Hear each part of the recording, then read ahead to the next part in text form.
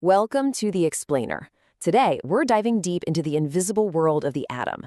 It's the fundamental building block of literally everything you can see, touch, and feel. So, before we can even get into what an atom is, we've got to try and wrap our heads around a scale that is just almost impossible to comprehend. I mean, just how small are we really talking here? Okay, so the average atom is about 1/10 billionth of a meter across. That's a decimal point, then 9 zeros, then a 1. It's a number so tiny that it's basically meaningless without a good comparison, right? So let's try this on for size. Picture the difference in scale between you and a single atom. It's it's just a massive, massive leap. Now here's the part that'll really blow your mind. The difference in size between that entire atom and its own tiny little nucleus is about the same. That means an atom is almost entirely empty space. So if these things are impossibly small, how in the world did we even figure out they exist? Well, it turns out it was an incredible piece of scientific detective work that actually goes back thousands of years. The whole idea really started just as a thought experiment, way back in ancient Greece, with a philosopher named Democritus. He came up with the term atomos, which literally means uncuttable. But for over 2,000 years, it was just an idea, until a guy named John Dalton came along and finally put it on a solid scientific foundation. Dalton's theory, which was based on actual experiments, was a total game changer. He basically proposed that all matter is made of these tiny atoms, and that each element, like carbon or oxygen, is just a unique type of atom. And the coolest part? They combine in simple, predictable ways to form all the different stuff we see around us. Now, Dalton's model was a huge leap forward, but he kind of pictured the atom as a solid little billiard ball. So the next big challenge for scientists was to figure out if there were even smaller pieces hiding inside. And the first big clue came from these really cool experiments with something called a cathode ray tube. See, scientists found that when they zapped it with a high voltage, this mysterious beam would shoot across the tube. And when they brought electrically charged plates near it, the beam would actually bend toward the positive one. That could only mean one thing. The beam was made of tiny, negatively charged particles. And just like that, the first subatomic particle was discovered, the electron. So the guy who discovered this, J.J. Thomson, came up with a whole new model for the atom. He imagined it as this kind of blob of positive charge, the pudding, with these little negative electrons scattered all throughout it, like raisins. It was a clever way to explain how the positive and negative charges could balance out, making the atom neutral overall. It was a really neat idea, and it fit all the evidence they had at the time.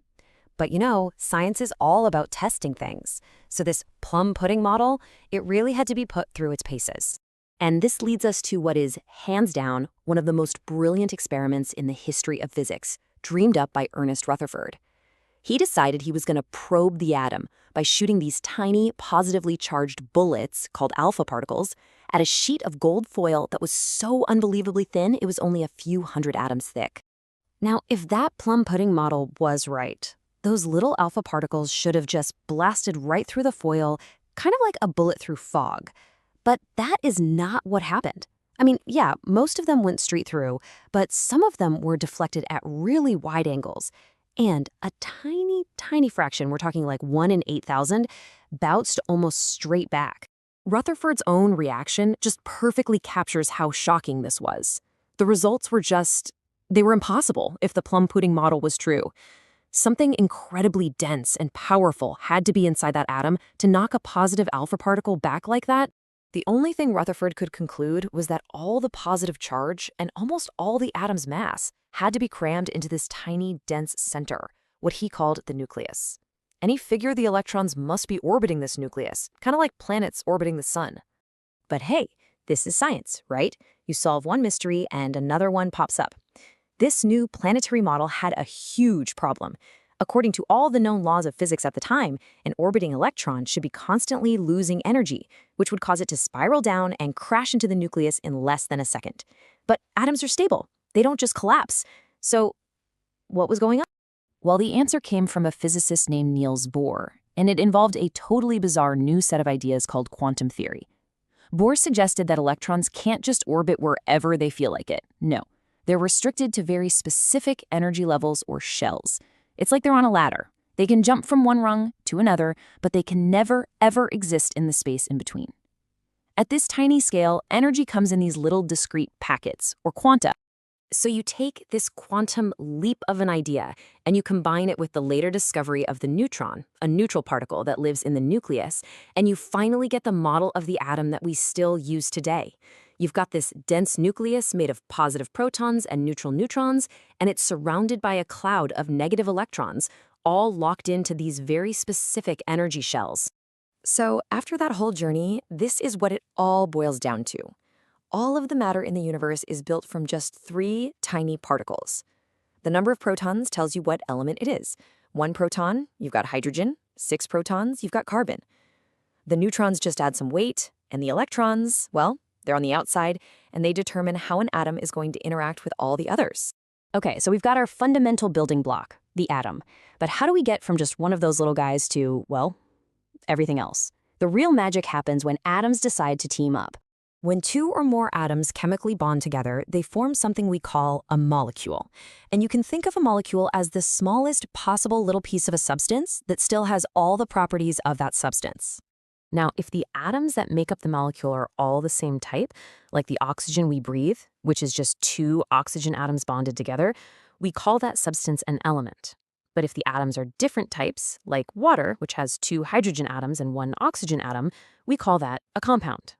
And you can imagine that writing out 2 hydrogen atoms and 1 oxygen atom every single time would get pretty old fast. So chemists came up with this awesome shorthand. A chemical formula, like H2O, tells us exactly what's inside a molecule. The letters are the symbols for the elements, and those little numbers tell you how many atoms of each element are in there.